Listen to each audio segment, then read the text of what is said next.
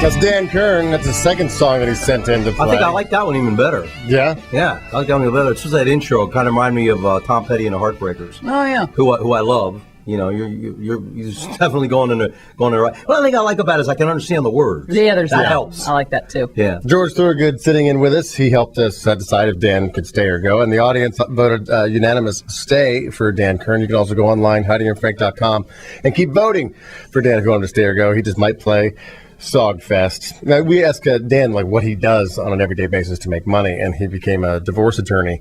Back before 1977, when you put out your first album, your job, the plan B for George Thorogood in case it didn't work out. George Thorogood in 1977 was doing what? Well, I figured, already. Rodney Dangerfield beat me to it. He was already there. Hey, I tell you, huh? Exactly. Yeah. So I looked at the world of the great comics in the world, and I said, this is it. This is as funny as I'm going to get. Now there was no plan B. And sometimes I think that can inspire you even more when you're like this is all I can do. It has to work. Exactly. I always knew that from day one. This is all I know. This is all I can do. So I came to the point in my life and just said, if I can make a living at it. Like anybody else doing it, I don't care what you don't level. need a mansion on a hill. You what just want level to be it able to pay takes bills. me to is that's beside the point. The point is to make a living doing it, because this is all I know what to do. And there's 750 people in the big leagues right now. Did you know that? That's a lot of people. Yeah. Somebody's got to bat ninth. They all can't be Babe Ruth. Right. And I started getting realistic and saying, no, I want to make a living doing this. I'm going to do the best I can to the ability I have, whatever that ability is. And that's going to take me to KLOS critiquing the next rock superstar. Yeah, exactly. There you go. So here I am. It worked out okay for you, George Thorogood. George Thorogood hanging out with us. Well, I can't deny the fact that we got a little bit of help from radio. That doesn't. Radio's pretty powerful. Bourbon, Scotch, and beer is still being played, and it started in '77. Oh yeah, and it's still being played on the radio. So when that happened, I said, "Holy smokes!" I thought I'd make it, but I think I was going to make it. Make it. Yeah, we were offering, like water or whatever we have in the green room. It's like, to George, it's like, whatever. He's like, bring it all. And he starts telling the story about Tom Jones, where Tom Jones probably didn't have a backup plan either to go back working at a coal mine. The story about Tom. Yeah, I could see it, and I've met Mr. Jones on a couple of occasions, but you can see when he performs, there's still that thing in his psyche, his attitude about where he came from, about... I don't say it's fear, but he pushes. Say that's from whence I came. And I'm not a coal miner. I'm a singer, and McCartney was still that way. As big as he is, I could still see that hunger in his eyes to really deliver. B.B. King is like that, but Tom Jones I really got that from him. When you talk to him, it's like, yeah, I got this. I'm going to fight for it. Right. I fought my way. I fought my way to get to this point, and I'm going to hold on. Not resting on his laurels. No way. When he's stealing your fruit basket out of your dressing room. He's like, you need this fruit? What, did he steal fruit out of your No, he didn't. Not for me. Okay. I'll give it to him for free. You can have it, Tom. No, he was saying Tom was notorious for just like, what do you got in here? And just be like, I'll take it. Like that West Virginia, coal miner mentality is like, I'll take all this stuff. Yeah. Or like Dustin Hoffman once said, well, it's free, I ain't stealing it. That's true. And I'll just take it. You were also telling us with some backup plans. Obviously, Tom Jones didn't have a backup plan, but you were talking about James Brown. That I didn't know that he started out as a professional baseball player. Well, he wasn't professional yet. He was pitching like in the semi-pros, and he got an offer from the Cincinnati Reds. And he was very good left-handed. He was a southpaw, pretty good fastball. And when the scouts approached him, supposedly, according to him, he was out celebrating in a nightclub and decided to go up and sing a couple of tunes.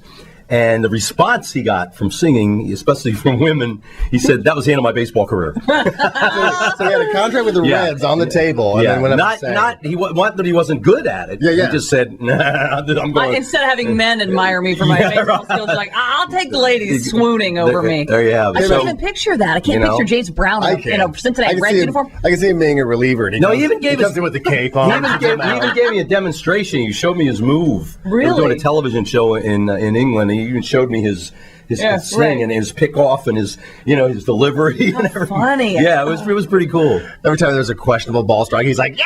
That was a strike. When they were asking if he wanted to stay in the game or they wanted to pull him, no, I feel good. No, your arm's getting tired. Come on, get out.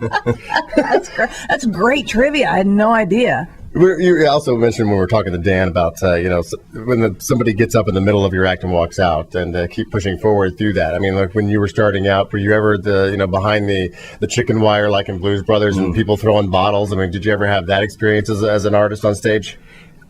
My experiences on stage, as far as bad experiences go, at some point, you will never see anybody as creative as me. As the stories I could tell you, the laughs I have when I hear people tell me the stories of what they did. I was a street musician at one time in San Francisco, and I ran into this very talented musician, and he said, "Oh, I used to play on the streets too." And I said, "Really?" And he said, "Yeah, I had a street band." And I was like, "Wow, I did that in San Francisco for a while. It's not the best life in the world." And he goes, "Yeah, it was a lot of fun." I said, "It was fun." And he goes, "Yeah, it was. I played on my college breaks." And I went, "That's nice." Yeah. A lot of fun. Yeah. How long did you do that on the street? Too long. Oh, yeah? Yeah, it was about 3 months maybe. And so what would have been a good, as far as money goes, what would have been a good day for a young George Thorogood? Eating. Oh my God! Eating. George. If you got enough to eat. Matter of fact, we had street musicians in San Francisco, and there was a place we'd meet that night. Yeah. And you'd play 3 songs, and they'd pass the hat. And that day, everybody would say, "How did you do today?" Like I played on Union Square, I played in Ghirardelli Square, I played here, I played there, and someone would say, "Well, how did you do?" And I swear to God, here was the code of the day. One of them would say, "I ate today." And all of us would like huddle around and say, exactly. And they'd go, "Well, slow it down. Yeah, slow it down. Every detail. What kind of bread? What kind of bread? Oh my God! You had lettuce and tomato. Can I smell your breath? Yeah, exactly. I'm telling you, it was down to that. George Thorogood hanging out with us. Yeah. Like when you said your first album came out in 1977, but it says here that you gained first mainstream exposure as a support act for the Rolling Stones during their '81 tour. And I just took my 9-year-old son to the 50 and Counting at Staples Center because I was like, this is the Rolling Stones. And I saw what was great about it. I saw a lot of parents who were taking their young children. I took a 9-year-old. I saw somebody even younger going, "You need to see this." And I think that's where, as far as your experience, they influenced you so much to even get into this. Mm-hmm. Oh, absolutely. And so, like a lot of people. Yeah. Not just me. And to watch, Mick on stage, and he's 69 years old, and he was getting the crowd into it. Okay, and he's running around, voice is perfect, and he's up there, and he's got his hands in there, and I'm clapping along with him. I'm getting tired just clapping along with him, and here's this guy running around the stage, who's still doing it, still kicking ass. And so it's great to see, and I think it's a parent's responsibility to introduce children to Rolling Stones, George Thorogood. These are, this is the music they should love instead of that auto-tune, like you said. You said there's 2 types of music. Was that quote from there's blues, the blues and all that BS they play on MTV? Yeah. Music now really blows. It's awful. Listen, the George Thorogood Rolling Stones, it's proven. This is going to be around 20, 30 years, 40 years from now. The stuff that's popular today is auto-tune stuff is not going to be around 40 years from now. Just not. Well, I listen to rock classic radio a lot, okay? And I listened to it before it was rock classic radio. I listened to Steve Miller's first album. I listened to Creedon's first album. Right. Okay, so I heard all this stuff, and now what you people play, and then I've had people in interviews say, "Well, why do you just listen to that? You only listen to that stuff." And I go, "Did you ever wonder why?" Yeah. My God, this is bad now. So I encourage everybody who is a parent to take their kid to the Doheny Blues Festival to actually experience what music is supposed to sound like, as opposed to that stuff that they're driving to school every day and it's auto-tuned and everything else is this crap. The Doheny Blues Festival at Doheny State Beach is this weekend, May 18th and 19th. Tickets are still available for the Blues Festival. Go to DohenyBluesFestival.com. You can go to 955KLOS.com. Type in the keyword blues, and you are going to be out there on the Sunday part of it, playing with George Thorogood and the Destroyers. And then on Saturday, Ben Harper and Charlie Musselwhite, Charlie Musselwhite helped you on your... 2127 Michigan Avenue. He played on My Babe, the Little Water Cut. Yeah, Charlie's one of the... He's one of the last early people that I listened to. Like when I was in school, I got the Butterfield album, the Musselwhite album, the Canned Heat album, and was checking these cats out that were bringing the blues to my attention. Yeah. As the Rolling Stones were. This was pre I Can't Get No Satisfaction before, when they were pretty much a blues cover band. And they were experimenting with originals, and then they hit it with Satisfaction. They became a super rock band after that. But prior to that, Musselwhite was one of those people. He's got this incredible instrumental he does called Chris Storm and Dendor, I think it's called. So it's on his first album. One was tear-jerking instrumental with an organ and harmonica Really? and a minor key. I want to hear it. I love to Chris cry. Storm and Dendor, I think is what it's called. Look that up, Eric. You gotta hear this tune. I mean, it's Goosebumps. not many people can play a harmonica in a minor key. That's just, I don't know how he does it.